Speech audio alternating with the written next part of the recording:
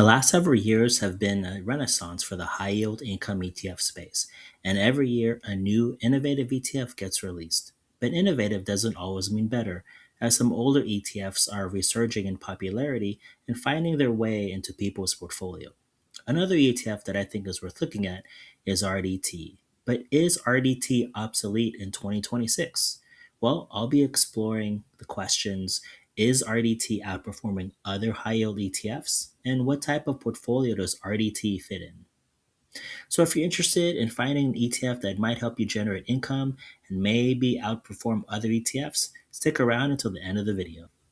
Now, just a quick disclaimer: this video is for entertainment purposes only. It is not intended as financial advice. Please consult with a qualified financial advisor before making any investment decisions. Now, looking at RDT's profile, it's actively managed by Roundhill Investments, has a target yield of around 40% annualized, and its expense ratio is under 1%. Now, it does run synthetic calls, and it does that by doing long leaps and then running daily 0DT calls against those leaps. And the goal is to capture small cap volatility. Now, looking at some comparable ETFs that run similar strategies, we can look at its siblings XDTE and QDTE. And if we look at this chart, RDT is a clear winner, and in fact, it's close to 20% in total return, whereas XDT is in single digits and QDT is barely in the double digits. Now, if we look at other covered call ETFs in the space by rec shares, looking at FEPI, IP, and SEPI, you can see that it's a similar story. RDT is at the top. And if we look at the numbers a little closer, you can see that in the 1 month return, RDT is the only one that's in green right now. And if we look at to the year to date, RDT is about 18.5%, and the closest one to that is SEPI at 16.5%. Everyone else is at single digit returns. So clearly, RDT is a winner in the covered call ETF space for 2026. But I know not everyone is enchanted with covered call ETFs, and there are some other ETFs that run maybe more complex or robust strategies. So I was looking around and I found this video by My Retirement Trading and the Frugal Expat, and they cover a whole bunch of things on investments and high yield income ETFs.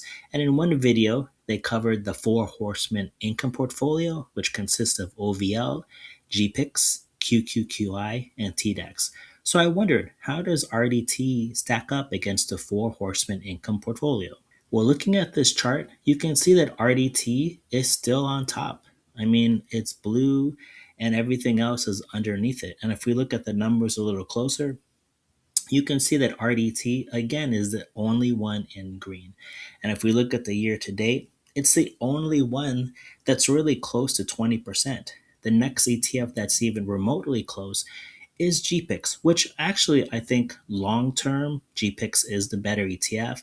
But for short term to midterm income, I think RDT is, or at least by the data, seems like a good play. I know some of you might be thinking, these income ETFs are trash. They don't do well against quality ETFs. Well, let's have a look at some quality ETFs. In this chart, I've included SPY, VOO, SCHD, and QQQ. And to my surprise, RDT is still at the top. So if we look at the numbers again, you can see that RDT is still the only one in green. And if we look at the year to date, gosh, most of the ETFs are only in single digit returns. The only other ETF that's close is QQQ. Okay, now taking a step back, what you'll find here is that a lot of the tickers or the ETFs that are in red tend to have a lot of exposure to tech. I know some people might be thinking, oh, I have SPY and I have QQQ, so I should be well diversified. But in fact, there's a lot of tech in a lot of ETF portfolios right now. And I think that's one reason why all these names are red, whereas RDTE has exposure to the Russell 2000 and therefore isn't as red as the other ETFs. Well, who is RDT for? Well, so far we've talked about how exposure to the Russell 2000 or RUT can actually help balance a tech heavy portfolio. And so during periods where tech is underperforming, RDTE might help balance a portfolio. But it also might be strategic during low interest rate periods, and Things that have exposure to the Russell 2000 tend to do well in post recession recovery.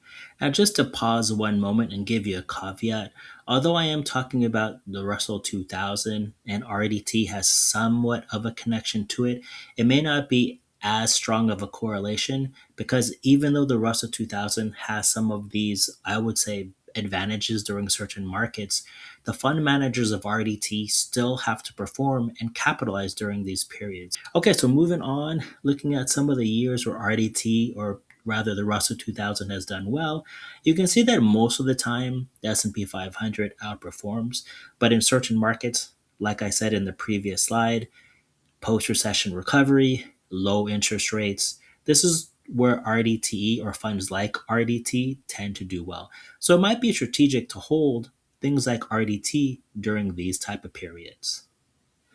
Okay, so just a quick recap. So far, I've covered how RDTE has beaten in total return some really popular ETFs in the market. But I'm not trying to say that RDT is better than these ETFs. Every ETF has a certain function in people's portfolio, and it really depends on how much tech you have, how close you are to retirement, and what's your portfolio allocation. All I'm saying is RDT has been quietly outperforming in 2026 and might deserve a closer look for people's portfolios. Now, if you're investing in RDT, some things to consider. It is not a buy and forget ETF. If you're looking for something like that, then something like GPIX or QQQI are probably better funds. And so you can't be married to an ETF like RDT, and you actually have to actively manage the position every week. So although I've held RDT for the last couple of years, I haven't held it straight during those 2 years. Sometimes I've had to sell out of the position when I thought, ooh, this is actually a pretty high price. Maybe let me take some profits. Or, oh, maybe the market's not so good to have exposure to the Russell 2000 at the moment. So let me just pause and wait for the right time to re-enter. So again, you have to actively manage your position. But for me, it's been really rewarding the last 2 years. It is in my income portfolio. I am playing with cash money, and it really does help me live in Asia on the distributions. So if you're looking for an income portfolio that has something that you can live off of and that is somewhat reliable in certain market conditions, RDT is definitely worth looking at. Okay, so in this video, I talked about how RDT is not obsolete in 2026. I hope you liked the video and got some value. If you did, you might like these two videos. And if you could do me a favor, please like and subscribe for more info on living off of dividends in Asia. Thanks again for stopping by. Take care, and I'll see you in the next video. Peace.